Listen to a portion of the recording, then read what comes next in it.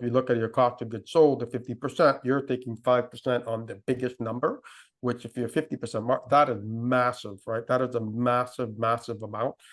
Oftentimes what companies will do, they'll do 5% of like net, they'll take the lowest possible number, and it doesn't end up being a lot, because if you're making, after all your costs and all your equities and all that, if you're making into single digit, you're probably doing okay, let's say 10%.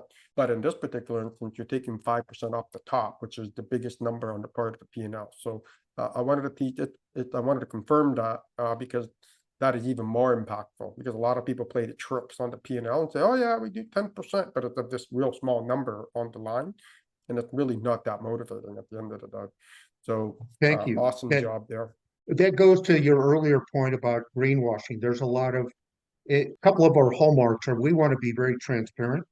We want to be very accountable and honest and simple to understand. So we're not going to say we're giving X% of the profits because that's ambiguous. People don't know what our profits are. So we want to just be very clear that it's 5% of each purchase, which is a very generous level. So there's no greenwashing going on here. We're not trying to confuse the consumer about issues like that.